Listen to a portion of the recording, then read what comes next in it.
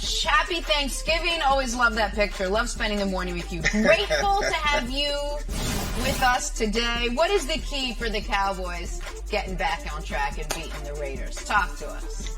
Well, first of all, let me say I'm thankful for your introductions. They're always fantastic. I really look forward to them. So that's one thing I'm very appreciative for.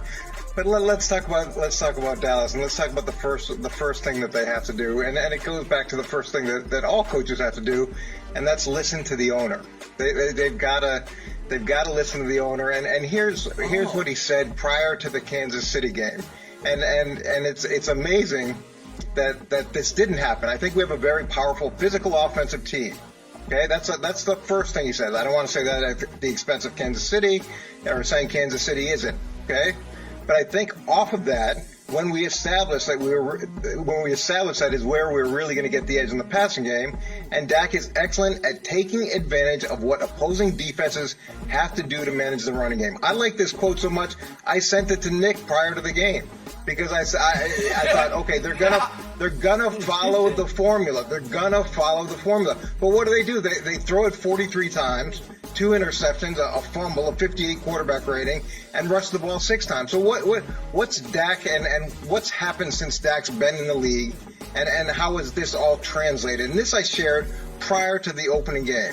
So when he has 40-plus passes, they're 5-12. And I'm not a math major, but that's a 30% win rate. Okay, when they run the ball 25 times or more, they're 48-16. What's that? 75% win. When they run it 30 times or more, now they're at 86, almost 87% win. So listen to the owner. It's a consistent formula that's won over time. And when you don't listen to the owner, you're gonna have problems. And then you heard Zeke talk about what to expect this today, and he said they're going to run the ball a lot more. So obviously they probably went in the meeting Monday and said, "Hey, you better fix this." I'm sure Jerry explained, "You better fix this because this is the approach that works." So that's the first thing they have to do. Then off of that, the second thing they have to do is they've got to make the play action meaningful. And what does that mean? Is when you run play action, when you're trying to show the run and then pass off of it, there's got to be sameness. There's got to be likeness. There's got to be enough of a sell to bring the defense up, and that creates huge holes in intermediate zones and run-pass conflicts with the defenders. And then the last thing is you don't need to play hero ball. And there's plenty of time for heroics at the end of the game. There's plenty of time for heroics in those big moments. You don't need to be a hero in the middle of the third quarter. You don't need to be a hero at the start of the game and take unnecessary risks. You take calculated risks. And let me show you a play that really illustrates these last 2 points. And this is the opening game of the season. Okay, against Tampa Bay, Dak just had his giant contract. He's come back off an injury, and they're going to max protect it. They're going to block both tight ends up top and the back and just run a 2-man route. So it should be hard sell play action. And all Tampa's going to do is they're going to bring a simple slot pressure with zone behind it, easily picked up. And this is what I'm talking about. Look at the offensive lineman. It's high hats. When they have high hats, everybody in the world, everybody in the stadium knows that it's a pass. There's no sell of the run whatsoever. So what does that translate into? It means everybody gets deep. So Dallas is going to run an over route and an in cut. And look at the Tampa defenders. Because there's no pull, they're all going to get tremendous depth, and there's not going to be a window for these two guys to be open. On top of that, the Dallas receivers are 5 yards away from each other. They don't even have the right separation. So you've got 5 defenders surrounding 2 guys who are 5 yards apart. Now look at the tight end. Huge space. You're easily going to catch it and run for 20 yards. But no, you're going to try to throw it into the team meeting, the Tampa Bay team meeting, and even with a great throw, if you make one mistake in that team meeting, it's going to be a turnover, and that's what it was, and that's the difference in the game, and you don't need to take those chances in these moments, and especially considering you've got a giant check down that's going to go for 20 or 30 yards. It's what's killing Dallas, and as soon as they understand who they need to be, they're going to win a ton of games. All right, so that was extraordinary. I'm thankful for Coach every Thursday making us smarter on the NFL. I also am not thankful for the fact that, I hate to say it, Coach has really now nailed the Cowboys all year. And me and my analytics crew have been trying to talk about how the run game is anachronistic and overrated. However, with that said, I have, sometimes the truest part of you is, your gut, not your mouth. And when the Chiefs were struggling the most, I might have even texted Coach once. I wish they'd just run the ball a little more. Just seems safer. You might have. Like maybe it would work. And when the Chiefs were playing the Cowboys, I will admit, I was so thankful the Cowboys were not running the ball more, because that is where the Chiefs are the weakest, and the Cowboys never tried to go after it. And I understand the Chiefs beat them by 2 scores, but it wasn't like they were ever down 24-7 where you felt like, okay, we have to throw the ball. They were always in the game. They could have dedicated to the run more. And so here's my theory, Coach, and I go back to you and we kick it around.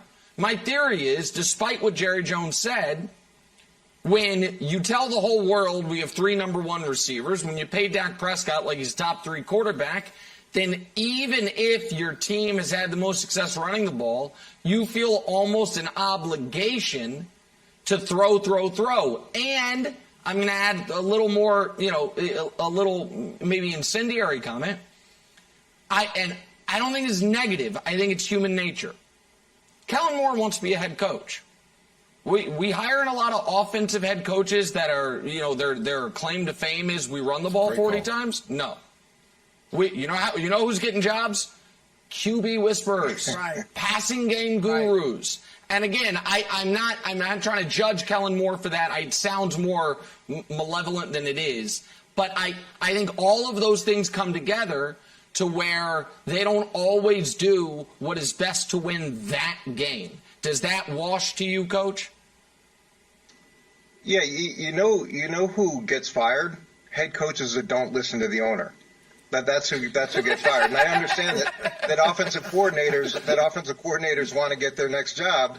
But look, at the end of the day, you better listen to what he's the owner and the GM, and when he says that, that's been talked about.